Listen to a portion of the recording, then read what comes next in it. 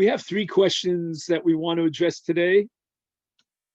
Two of them have to do with medicine and pikuach nefesh, and one has to do with Hanukkah and the hadlaka in the Beis HaKnesses.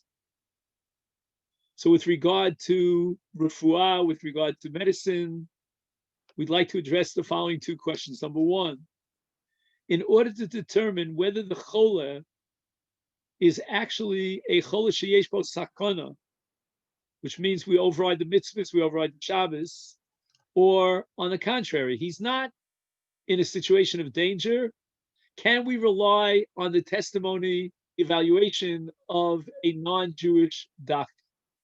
The second question that we want to ask, also related to medicine, is are we obligated, are we allowed to go in and expose ourselves to danger for the sake of trying to save other people's lives? This is a great shaila with regard to the Hatzalah people, and it's come up over and over again in the last 3/4 of a year in the context of the coronavirus. And the third issue is, what is the status of our outdoor Beis HaKnesses? When should we be allowed to light the Hanukkah candles in the Beis HaKnesses and make a bracha on that hadlok? So let's go step by step. The first issue that we want to address is relying on the testimony evaluation of a non-Jewish rofe. And we're learning this sefer called Lahachios Amrav, and there's an entire essay dedicated to this question. I would describe this essay as an overview of the poskim. There are many different views, many different nuances. We'll try to sift through the material and get a concept, and then perhaps come to some general conclusion as to what are the guidelines that should determine the final psak halacha in all cases. And during this corona period, there have been many, many shilas of this nature. He opens up this essay by describing the situation with regard to corona, where there are many different opinions. And even amongst the Rofim, you divide the physicians into different categories and their testimonies into different categories. For example, you could have a Rofe who's a mumche, he's an expert, and then you might have an argument that no one's an expert because we don't know enough about this disease yet to tell.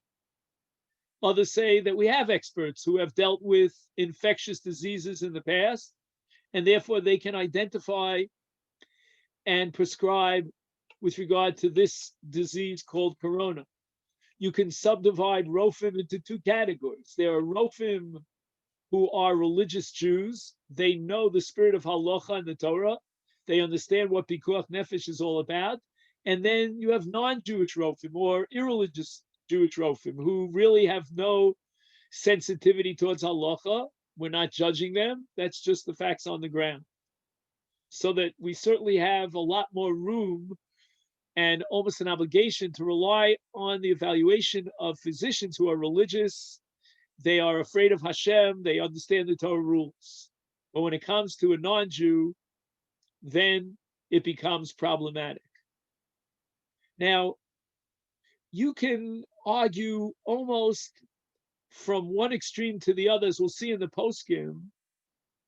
But at the end of the day, what we really need is a psak, a decision, a ruling that is issued by one of the Rabbanim, and in some cases even more than one of the Rabbanim, because we're dealing with such important issues.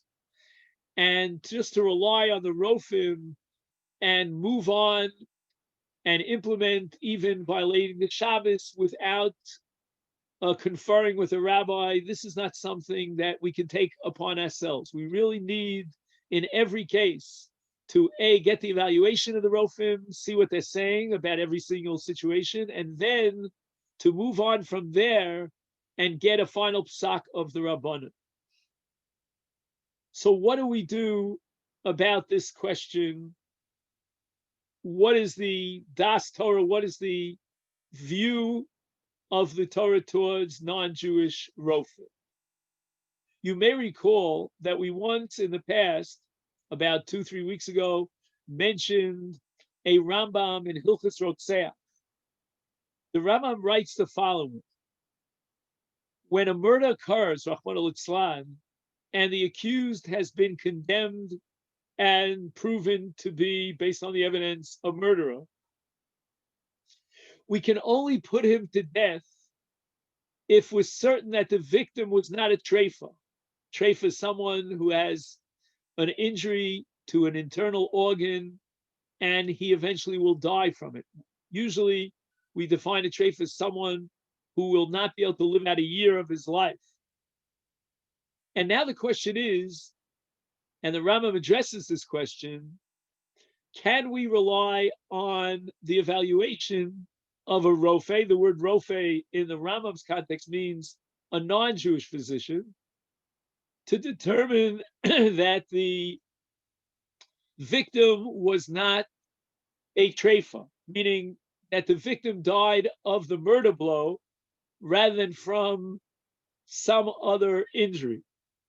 And the Rambam writes, "Hahoreg es hatreifa." This is Perek Beis Milchos Rotzeach. Poter midini adam.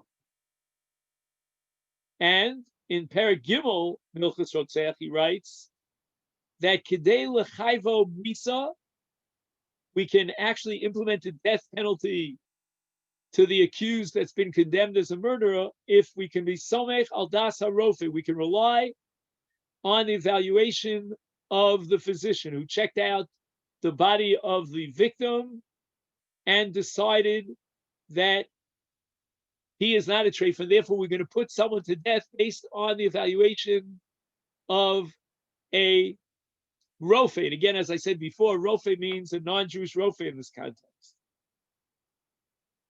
So we see that a rofe is given, shall we say, reliability, or he is considered trustworthy with regard to determining whether someone is a treifa or not a treifa as far as the din of rotzeach is concerned. How important is this psak of the Rambam to our discussion today? On the one hand, it sounds like it's very important because when we want to put to death the murderer, and we can only do so based on the testimony and the evaluation of a non-Jewish rofe, we're talking about matters of life and death. Again, the victim is already gone. We're not going to be Machai Mason. We don't have that ability. We wish we did, but we don't. But now the question is, can we put the Rotzeach to death? And we're relying on the Rofe. Says Rav Moshe Feinstein in the Tshuva, there's not much to derive from this Rambam. Why? Because even without the evaluation of the Rofe, who comes to tell us that the victim was healthy, relatively, and he was not a treifa, and now we want to put the condemned to death, we would have assumed so, namely that every person, unless we know otherwise, is not a treifa. He's walking around on 2 feet. There's no reason to suspect that he's a treifa. The rofe is only corroborating or confirming what we would have suspected even in the absence of his testimony. So to say that the Rambam would go as far as to rely on a rofe to tell us that someone's life is in danger and therefore we should violate the Shabbos on his behalf, that cannot be proven from the Rambam. You can only prove from the Rambam that if the rofe is confirming what we would have thought otherwise on our own, because stam b'nei adam einam treifim, they're not b'chezkas treifim, they're b'chezkas sholem, and to believe the rofe to confirm that, that's, although again it's related to a life and death issue about putting the rotzeach to death, but nevertheless, that doesn't mean that a rofe has carte blanche, total reliability, and emunus. However, there is a sugya in Nida which seems to confirm that we do rely on the testimony of a rofe. And even if we cannot prove it conclusively from the Rambam in Hilchos Rotzeach, there seems to be a very convincing argument, and the Beis Yosef is going to make a big deal about this Gemara in Yoredei Simon Kuf Tzadi Aleph. The Gemara is in Nida. I'm just mentioning the daf in case anyone's interested in checking it up. On Daf Chav Beis Amid Beis, and the Gemara tells a story about a woman who had some sort of a hapala, some sort of a miscarriage. Now, when it comes to a miscarriage, we need to determine whether or not she was carrying some sort of a, if I could use the term, a viable fetus that could have survived, and therefore she had a leda, albeit a leda of a hapala, but nevertheless a leda, or shall we assume that this was some sort of internal injury that she had, and what we're looking at here is not a viable ubar. It's not a fetus of any significance. It's a makkah that she had, that some of the dam from this makkah and some flesh as well came through her organs, through that area. And the Gemara says that they asked the Rofim, and the Rofim responded, quote unquote, Isha zu maka yeshla besoch me'eha. She has somewhere within her inner organs an injury. Umimena mapeles kimin klipos. There's something that looks a little bit like a miscarriage, but it's not. It's just a makkah. And the Rofim said, take this entity that came out of her body and soak it in water, and we're going to tell whether or not she is tmeya. In other words, whether this is a dam makkah or this is a dam of leda. Dam of leda would generate tumah, and therefore she'd be asura. Or at the time of the Bigdash, she might have to bring a carbon for that.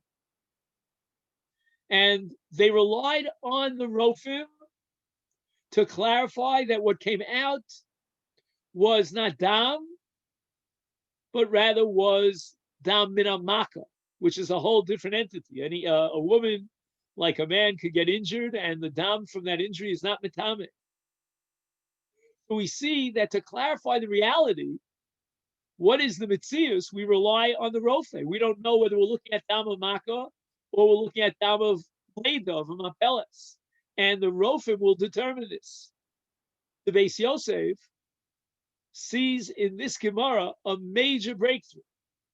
And he writes, Yesh lahamin l'rofim likva et halacha.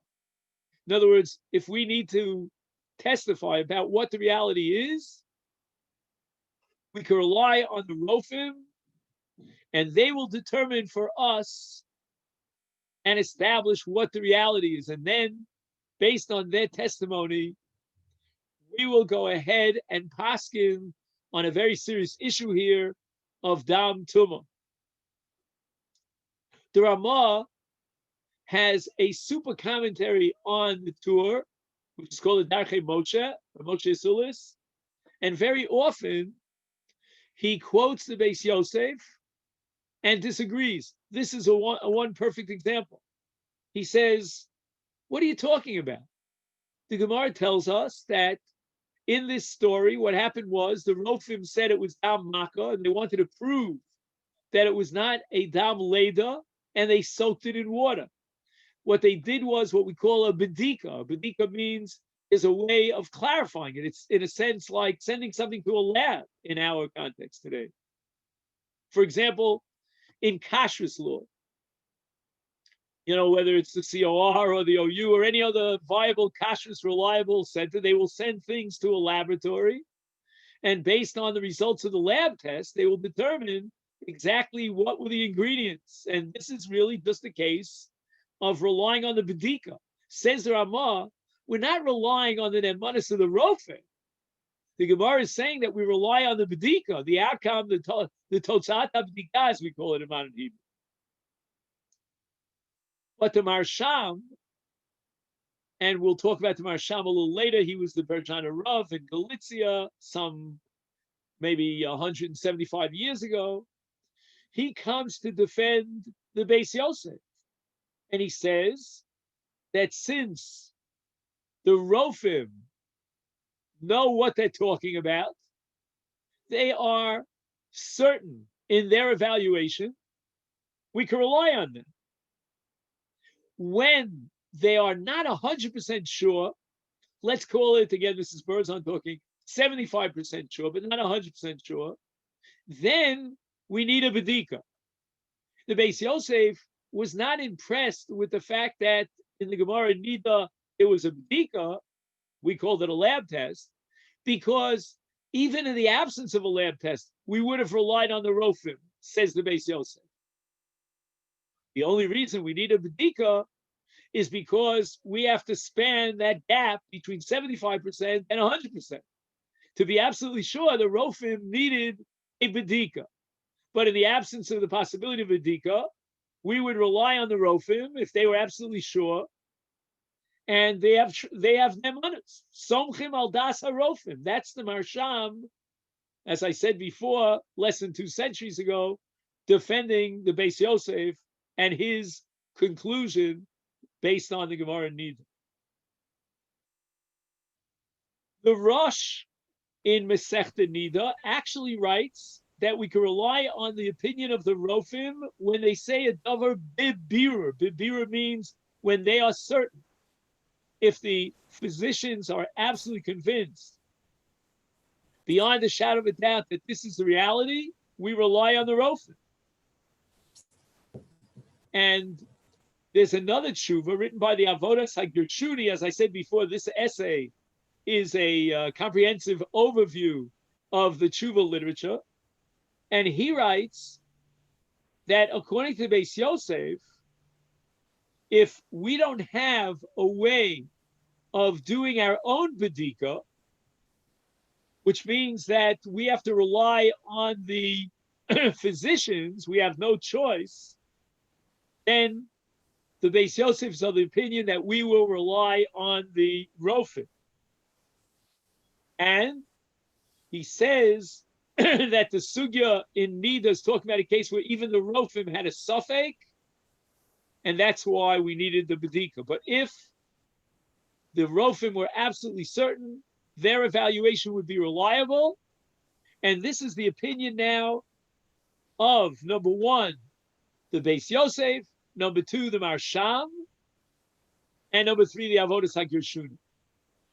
On the other side of the equation, we have the Ramah, and the Ramah sees in the requirement in Masechta Nida of a Bedika that we don't rely on the Rofim. Joe? Just very quickly, could you not say that there's a difference between I see what you're saying. Pikuach nefesh might be Shabbos but Chil Shabbos might be a different level. Yeah, but when we talk about Tumas Nida, you talk about an Isa Karetz. So we're dealing with some pretty severe violations here. Okay. Now we have a later tshuva that comes to defend the Ramah, that we don't rely on the Rofim. And this is written by the Maram Milublin, one of the very famous Polish poskim. And he writes that the Rosh himself asks if a Rofim Omer Chumaka, then she's not a Nida. Why did they need the Bedika in Mayim? Says the Maram Milublin that they needed a Bedika in order to convince themselves that what the Rofim had said was actually true. In other words, ain't somchim al divrei Rofim.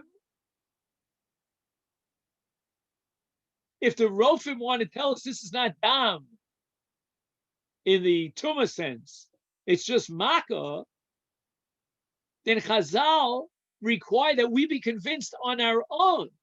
independent of the Rofim. And therefore, the Maram Lublin comes to the conclusion that we do not rely on the Rofim unless we have independent evidence. And therefore, he waves the flag of the Ramah against those who are lenient and are willing to rely on the Rofim. Keep in mind again that the poskim interpret the Beis Yosef that even though he's relying on the Rofim, that's only in a case where the Rofim are absolutely certain. When they have a shadow of a doubt about it, then we need the Bedika, and that's why the Gemara in Nida required that Bedika. Now, as I've mentioned to you on 1,000 occasions, amongst the heavyweights in the development of Ashkenazic Psak, you got to put someone almost on the top of the list, and that's the Chassam Sofer. Where does the Chassam Sofer fit into this whole discussion? He has a tshuva in Yoredeya in which he comes up with the following compromise. He says the following: we can rely on the Rofim, but only to describe what he calls klolin. Klolin means general evaluations, general principles and rules. The Rofim will tell us about a certain machla.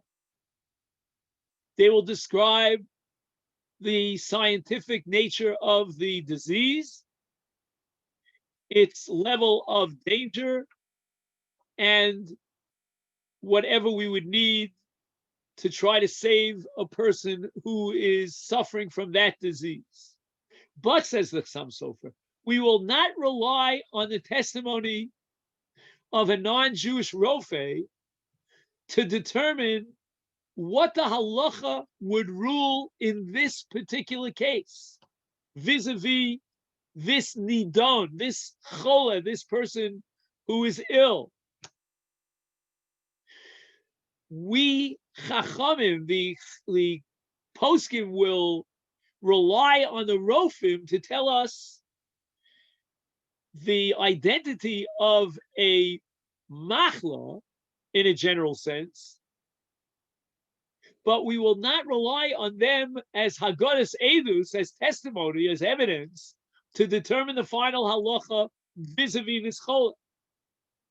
That's an evaluation that we have to make, taking the general description, what I call the klal in the language of the Chassam Sofer, and applying it to the prat, to this particular individual.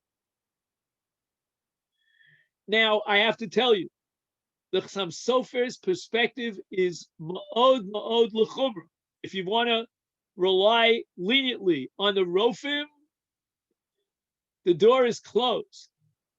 So I say to you that we had the Maram Lublin who came to defend the Ramah with a very chumrah, very strict view of the halachic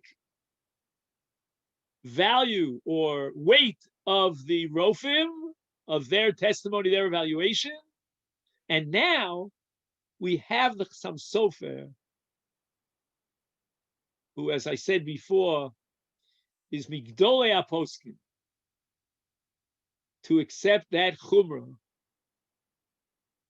And we don't rely on the rofim. You want to read a science book? You want to read a medical text? Says the Chassam Sofer, I don't care who authored the medical text. It could be John Paul Jones, for all I care. But you want to paskin on this cholah? For that you need the Chachmei Yisrael, the Morei Hora, to evaluate this particular cholah.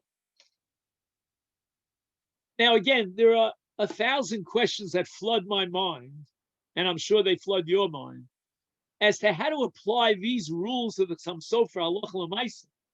Obviously, we have a chol and we're trying to determine to what extent his life is never in danger, we're not going to ask for a scientific test and refer to the Rofim to give us some, abstract lecture about the disease. I don't need some sofer for that. I can tell you myself. No one's going to tell me that every book of refuah has to be authored by an Orthodox Jew with a longer button payas. That's ridiculous.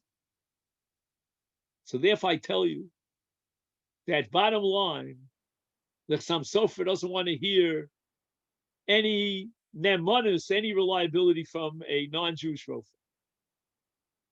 The Pella here is, as you all know, the Sam Sofer had a son. He had many sons. They were all Gedolim. But perhaps the greatest of them all was Rabbi Nomin Sofer. He was the Ksav Sofer.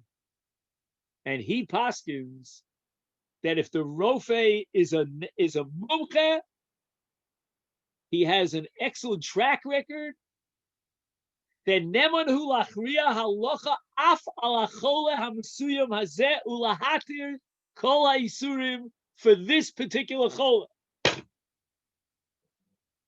Very unusual set of circumstances. I don't know if by chance any of you read recently the eulogy that was published in one of the more popular magazines for Rav Feinstein, who passed away just recently, Rav David. And he tells a whole story. I don't know if you saw it, about an occasion where he had a shaila and he really thought he had a svara to paskin and to be mati or something, but he couldn't get himself to do it because his father had written a tshuva, and based on an analogy between Rav Moshe's tshuva and the particular case, Rav David came to the conclusion that his psak would would undermine and contradict the psak of his father. He would never paskin against his father. And for years and years, it bothered him, that he thought his svara was a good svara, and yet it was against the Igros Moshe. And on one occasion, again, I don't remember all the details of the story. It was published about a week or two ago. He hesitated in another shaila, and his father drilled him and asked him, "Why are you hesitating?" And he said, "Because I think it's against your psak," he said to Rav Moshe. So Rav Moshe said to him, "You'll have a lot more siyata d'shmaya in your psak if you are original and you think on your own." And as a result of that comment that Rav Moshe made, his son went back to the original shaila that would bother him, and he decided to issue a psak based on his logic. And as soon as he gave the psak, he automatically figured out that the analogy that he was working with was not a correct analogy. Hashem gave him the siyata d'shmaya to realize that he was not in any way contradicting his father. But in any event, I'm not here, to tell you that the Ksav Sofer thought that he could reconcile himself with his father's psak, but he said that we could be matir isurim based on a rofe mumche neman. Again, he's got to be a rofe, he's got to be a mumche, he's got to be neman. He has a good track record. He has never crossed us up in the past. And he uses this principle in that particular tshuva in two different ways. And within the context of Jewish marriage and intimacy, there are two very, very severe shilas that could really determine the nature of the marriage, meaning whether or not the halacha could allow this marriage to go on. One is on the male side, and the other is on the female side. On the male side, it's called hotzah zera. And there's a certain disease, again, you have to confer with the urologist, that he cannot perform intimacy without having hashchasa zera. That's the disease he's suffering from. And Allah is very, very machmir about that, even if it might mean that he has to divorce his wife. There's another case, which is the problem is more on her side, that she sees dam whenever she has intimacy. That's called roa dam machmas tashmish. And the Ksav Sofer says that if the Rofim paskin that she is cured of whatever disease engendered her state of nidus as a result of tashmish, then we rely on the Rofim. They are ne'emanim and bekiim and mumchim, and therefore we rely on them. However, he writes the following. That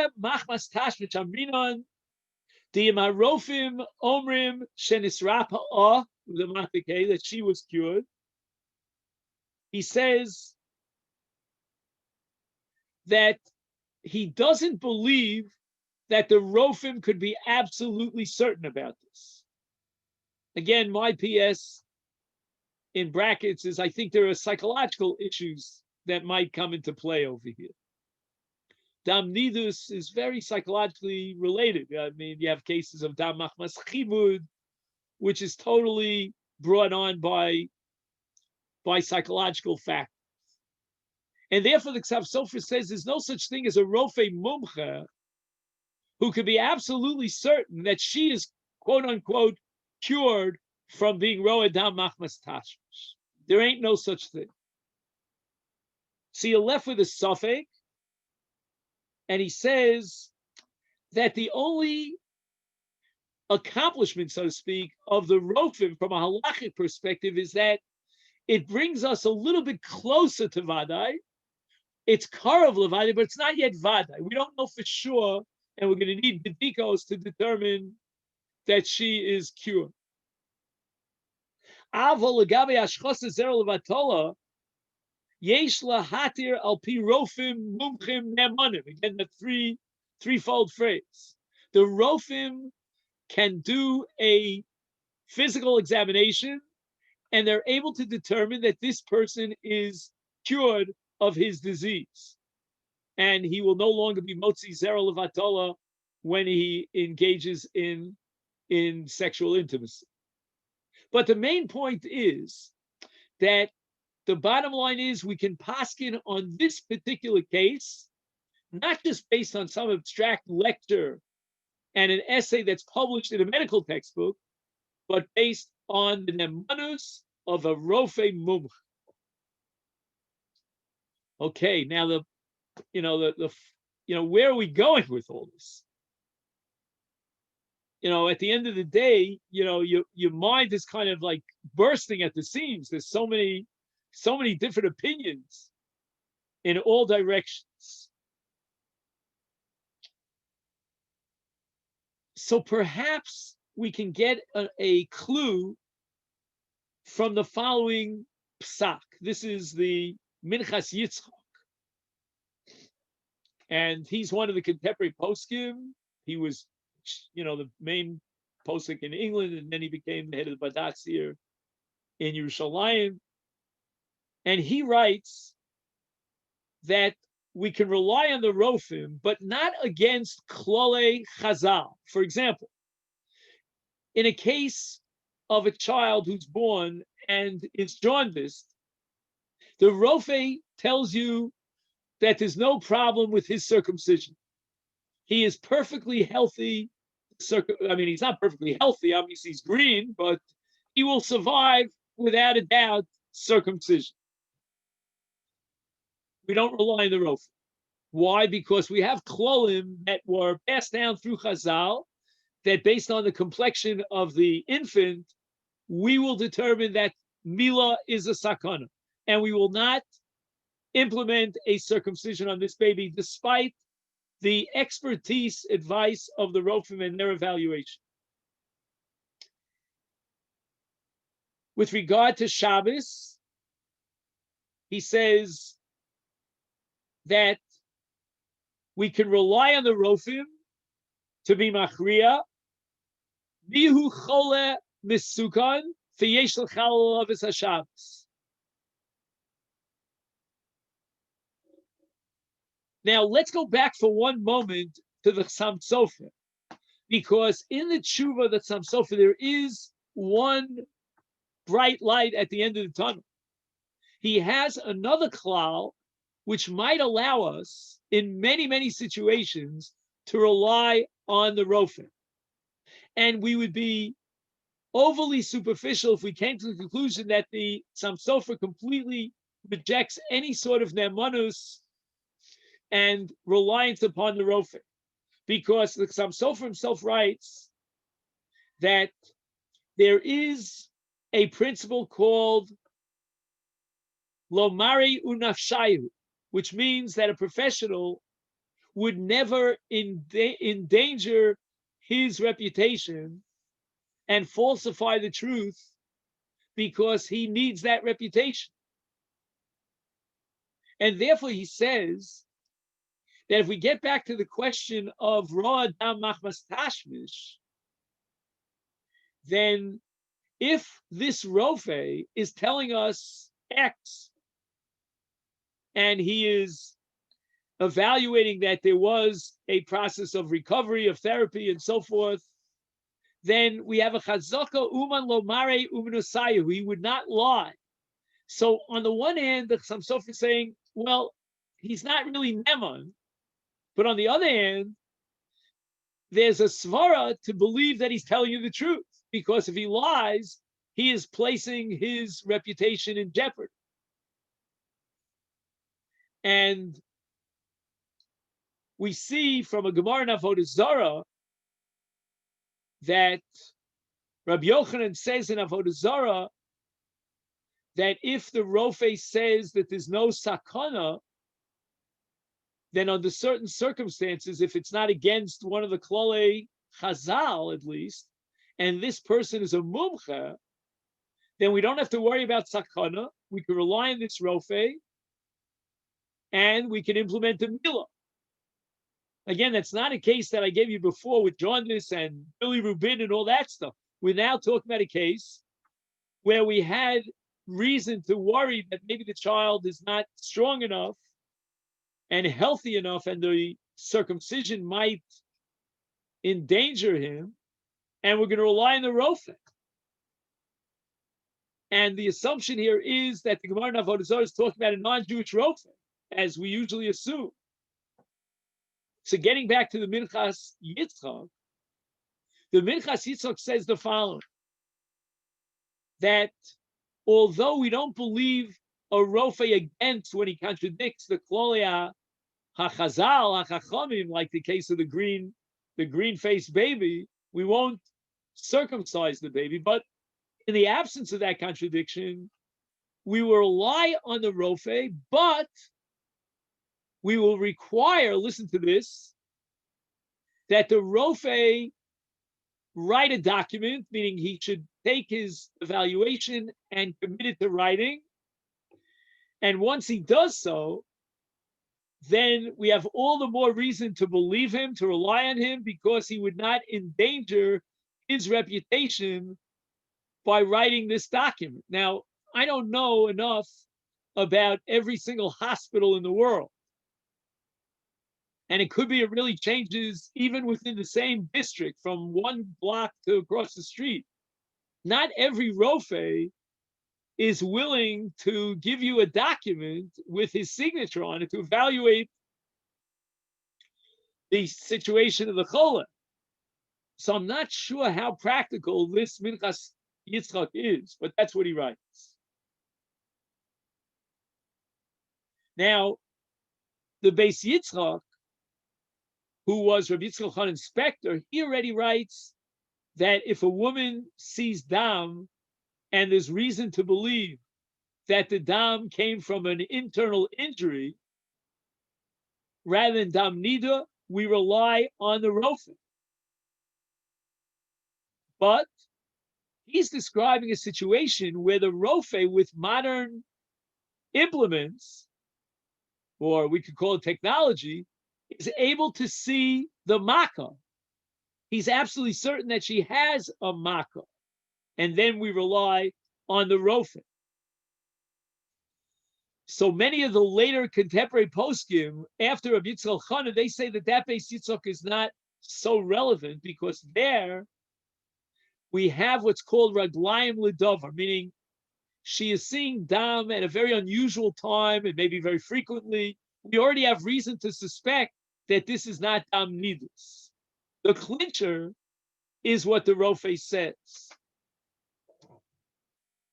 But there was a posek who died not long ago in Switzerland, Rav Yaakov Breish, the Chelkas Yaakov, he writes, Bismanenu, Shayach Lomer Baharbe Gavne, in many situations you could say, Sharofe Yochel Achriya Matzavo Shel HaCholeh, Al Yidei Tzilumim, O B'dikos Dam, and he will determine Sheyesh Kan Choli Before. Says Rav Yaakov in his Chelkas Yaakov that in most cases we can rely on the Rofe because there's evidence. We can ask for the x-rays and the results of the blood tests and we can show it to other physicians and so forth and so on. No Rofe is worth half his salt when this could be what we call a Milsa Davidi Legluya. We can scandal him. There'd be a scandal if we go through all the records and all the tests and the lab results and so forth. He's got to be reliable. And therefore, we go back to the Marsham, which we mentioned, the Berjana Rav, at the very beginning of our discussion. And he writes that Harbe Achronim Cholkim ala Chasam Sofer. Again, this is a very unusual situation. We mentioned that the Chasam Sofer disagrees with the Chasam Sofer. But many poskim, he says, after the Chasam Sofer disagree with the Chasam Sofer, and therefore we will rely on the Rofim. If all things are ideal, then we will ask for 2 opinions, if not 3 opinions, so that when we have a concurrence of various physicians to agree, and again, if there's further raglayim lidavar, there's evidence, if we can add the Chasam Sofer's logic of Uman Lomara Ubnasayu, who would not want to jeopardize his reputation, if we put it all together, then we can rely on the Rofim. And the same applies, he says, to Rofe Yisrael Bizman Hazeh Mechalim Shabbos, even a Rofe Yisrael who violates the Shabbos. Ne'emanim, certainly we can rely on them if we can gather together more than one opinion and all the other possible support for the Rofe. Now, towards the end of this essay, he brings a conversation between Rabbi Avram Steinberg, who's one of the Rofim, who knows a lot about halacha, and Rabbi Shlomo Zalman Auerbach. He asked Rabbi Shlomo Zalman, he's called the Nishmas Avram, I have one volume of it somewhere, whether or not the Rofe could determine that this Goses, who's in the last moments of his life, has already expired. How do we make that determination? That's what he asked Rav Shlomo Zalman. So Rav Shlomo Zalman answered him, Ata HaRofe. You're the Rofe. You should make that determination. In any event, we see that when we have a situation that's Karav Levadai, it's pretty straightforward, then we certainly will rely on the Rofe. And finally, he quotes Mipi Shmua, he didn't hear it directly from Reb Chaim Kanevsky, that the Grach says Mutal Lismoch al Rofe Akum, that we're allowed to rely, and we will rely on a non-Jewish doctor. And he tells us that we should look in the Piskei Tshuva, or as the Hungarians would say, Piskei Tshiva, he was Hungarian, and he writes in Yoredea an entire overview of all the poskim about the nemanus or lack thereof of a Rofe, and he concludes that nemanim afilu b'makom pikuach nefesh Likvoa she'echad b'sakana. He says, number one, we believe the Rofim, the non-Jew, that there's a sakana here. We will violate the Shabbos. And then he writes, L'gabi shar dvarim hareim nemanim lomar sheyesh choli ploni. He says, if it's not an issue in which the Rofim are determining this person is a chola misukan, he's in a pikuach nefesh situation. If they're giving us other evaluations, for example, let's say they're telling us that he's not a chola misukan, that he will survive this disease, then he says, Heim nemanim lomar sheyesh chola ploni.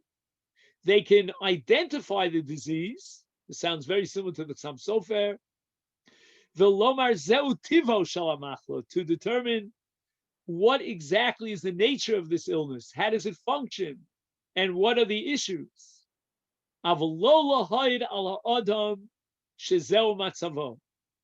They cannot be relied upon to say and determine that this fellow will survive, and he has the ability to do so. And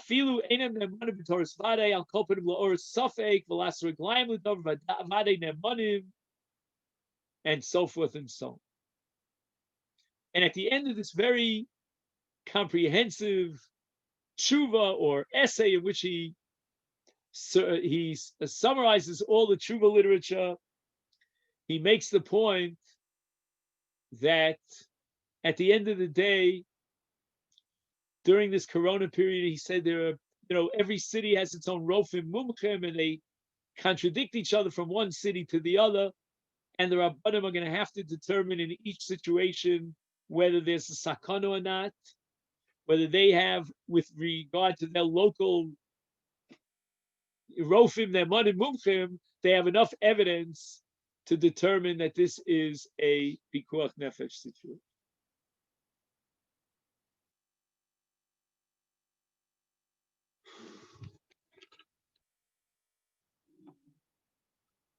Now I want to talk to you about this tshuva of Rav Hershel Shechter with regard to lighting Hanukkah candles in a Beis HaKnesses.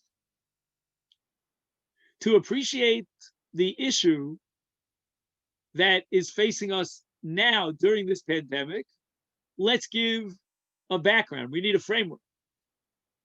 There's a minhag b'Yisrael of lighting Hanukkah candles in the Beis HaKnesses. And the Ramah writes that we should be makpid, we should be careful to light between Mincha and Ma'ariv. Now, on Erev Shabbos, we have a serious problem, because if you wait till after Mincha, it gets awfully close to Shkia. So therefore, the Ramah recognizes the possible minhag of lighting Hanukkah candles in the synagogue before Mincha. Okay.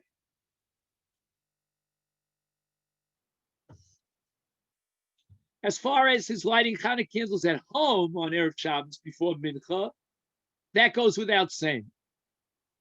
But when we get to the Beis HaKnesses, there's a serious issue, because the minhag is to light after Mincha. We don't want to light after Mincha necessarily in the shul on Erev Shabbos. Fine. Let's explain why the lighting is, according to Ramah, after Mincha before Ma'ariv. And to get an insight into that, we're going to quote the Morak Uktzia from Rav Yaakov Emden, and he writes that we need asara b'shas hadlok.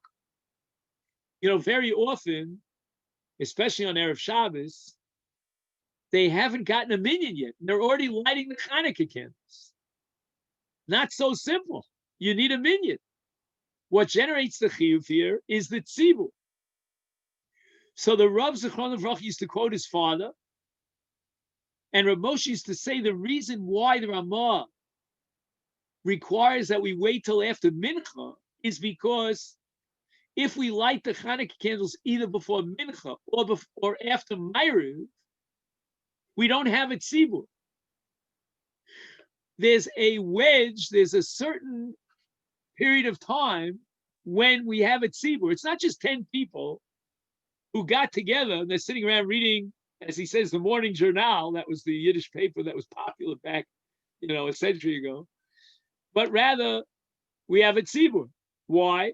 Because we've gathered together for mincha, and we're going to immediately daven Ma'ariv. I mean, after Rabbi Weber's halachic discussion, but very shortly after we'll daven Ma'ariv. And the Shem Tzibur that was generated by Mincha continues and crosses that bridge from Mincha to Ma'ariv. Yeah. Why do you need the tzibur? What's the background of that? So again, the Mar K'tzia says we must have a tzibur. Why? Why do we need a tzibur? Okay.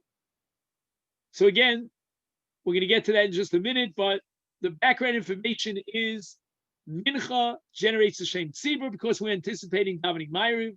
We need Asara, the Mar K'tzia, and we have to have a Tzibur. Okay. Now, what do we do on Erev Shabbos? Getting back to that issue, he says that on Erev Shabbos, do we have a tzibur? Not only that, we may have a similar problem on Motzi Shabbos, because certainly we can't light candles in the shul between Mincha and Ma'ariv. It's still Shabbos. Shabbos goes out with Tzeis HaKochavim. So Rav Soloveitchik himself had a very interesting minhag, based on the logic of his father, that Hadlakas Neris in the Beis HaKnesset requires a tzibur. Hence, you need to wait from after Mincha before Ma'ariv. He instituted a minhag that in the Beis HaKnesset on Motzei Shabbos, they should light the Hanukkah candles before Kaddish Tiskabel. And he was of the opinion that Kaddish Tiskabel is the Gemar Tfilas Hatzibur.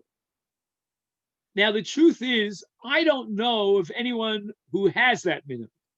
We have like shofar blowing for the Mea Kolos, at the, right before Tiskabel, but I never heard of lighting Hanukkah candles on Motzei Shabbos before Kaddish Tiskabel.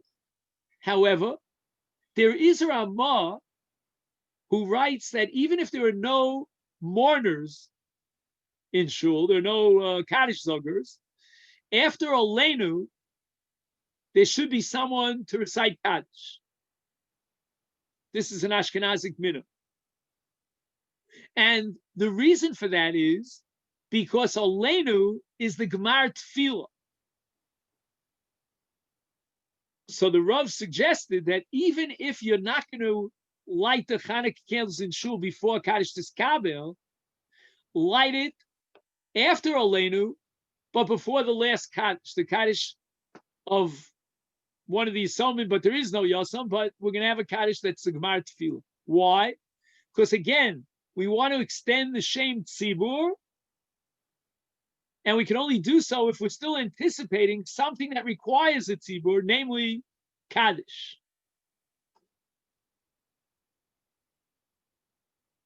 Now,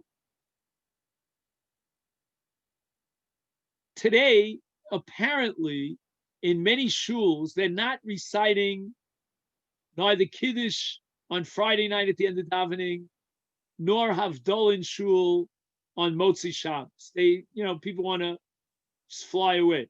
They're trying to minimize the time of public gathering, so that you don't have the ability to extend the Shem Tzibur until Havdalah in shul and light the Hanukkah candles before Havdalah, because there won't be Havdalah. And therefore, we should take advantage of one of two possible minhagim. Either we should light the Hanukkah candles before Kaddish Tiskabel, or after Olenu, if there's going to be a Kaddish, like that minhag of the Ramah, after Olenu, between Olenu and that Kaddish. So again, just to summarize, what we're saying is that we need a tzibur for adlokas neros in the Beis HaKnesses. By the way, in this tshuva, he took it as an opportunity to mention that people take off their tefillin a little bit too early in Shabbos because they really should be keeping that tefillin on until there's no longer a tzibur, which means that they've recited the last Kaddish after a lane. Okay, I say mutav shiv shogig. Yeah, we shouldn't even publicize this. But anyway, he says the following. Now, Memela Shapir Domi Lahadlik Ner Chanukah Afilu Achar Kaddish Tiskabel Kol Od Shelo Omer Kaddish Achar Olenu Ki Hadlaka Shapir Tiskayim Al Yidei Hatzibur. Oh, now here to answer your question, Bob. Hakol Miusad, what underlies this whole structure? Al Pi Bir Agra, the Gon Mivilna, his beer, Shadlakas Ner Chanukah Bebeis HaKnesses. We're talking about making a bracha. Makora, its source, where does it evolve from? Bamiras Hal Bebeis HaKnesses B'Leil Pesach. On Leil Pesach, we recite Hallel in the shul, and I think that's true for all Tfutzas Yisrael, with a bracha, Hallel with a bracha. What does that mean? Any mitzvah which is incumbent on the individual, and the essence, the nature of the mitzvah is pirsum hanes, to publicize the miracle, is min hanocha l'kaima b'tzibur. It's not enough that the yachid in his private home is publicizing the miracle. Let's say, for example, Leil Pesach, everybody has their own Seder, but we need an act of publicizing the miracle in public, in the tzibur. But what defines a public, as far as halacha is concerned? It's a tzibur. And therefore, Geter HaMitzvah, he shetzibur shel asara shenitztarfu yachad litfilu l'davar shebekdusha v'adayin atziruf b'mkomo omed yefarsem es hanes. So since Ner Chanukah is a mitzvah pirsum hanes that's incumbent upon every yachid in his own bias, therefore the minig established a chiyuv on the tzibur b'toras tzibur to be mefarsem the nes, but that requires a tzibur. Hence, after Mincha, anticipating Ma'ariv, right between, we have Adlach. He says, therefore, during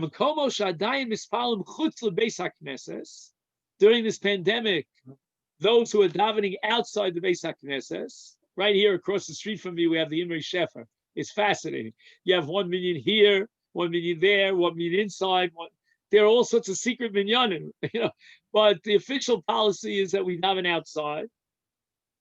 And again, we're all big shots here because today we had about, I'm not an expert in centigrade, but we had about 65 degrees Fahrenheit today. And who could believe it's December? I'm sure you have the same experience there in Toronto.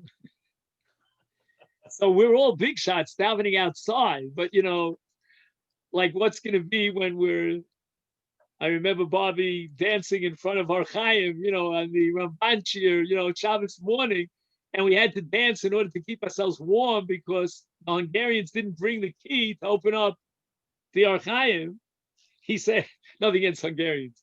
I love Hungarians. But anyway, he says, some people are davening on inner rooms, on the outside, the inside, upside down in the Beis HaKnesses. Others are davening outside. He says, as far as lighting Hanukkah candles, he says, I don't think you can make a bracha outside the shul. Why? Shebeis HaKnesses, the reason why we light in the Beis HaKnesses is because that is a tzibur inside a Beis HaMikdash, because the Beis HaKnesses is a Mikdash Ma'at, and it is endowed with Kedusha of, again, it's a sort of a Me'ain Kedusha of Beis HaMikdash. And not only that, you could add to boot that Hanukkah is also Zeichel HaMikdash. That's where the miracle took place. L'chein nira, says Rav Shechter, the kol shelo tiskayim hadlaka b'fnim, b'mokom ha'mekudash b'kedushas Beis HaKnesses, Ein levarech. V'safek brachas lahakel. As Rav Weber used to call it, sabal. I never knew where he got that from, but safek brachas lahakel. He says, "V'afal pisha zekvar kama chadoshim shemispalim he also makom chutz beis hakneses b'kvius." Months and months have gone by, and we are davening in that place b'kvius. Nevertheless, it's not a beis hakneses. You want to light Hanukkah candles there, wonderful, but don't make a bracha. Now, this, my friends, and this is my little addition here to Rav Shechter, is something that we discussed, I think it was 2 or 3 weeks ago, a tshuva about whether you're allowed to take a shortcut and cut through these outside, outdoor Bethei Knesiyos. And you remember that we came up with a leniency, a kula, that it's not compandria, it's not considered that you have cut through a Beis HaKnesses, because these areas do not have Kedushas Beis HaKnesses. Now, life becomes complicated. Like, for example, right here, a few feet from me, the Yemenites built a beautiful tent with a whole heating device. I don't know if you have the same thing over there in Clanton Park. And they daven, it's like beautiful. They have this whole tent. I don't know what they spent on it, how they got the money for it. At what point do you finally say that is already enough of a kvius, and you've got mechitzos and a gag, and maybe it already has kedushas beis haknesses, but that has tremendous repercussions. Not the least of which is whether you make a bracha on adlaka there. I would say that even in a tent, it's not a kedushas beis haknesses. That's libi omerli, because it's a temporary kind of thing. As soon as we get rid of this business, if b'meir of yameinu, then we're going to go back into the shul. We're not selling the shuls right now. So that's the tshuva here of Rav Shechter.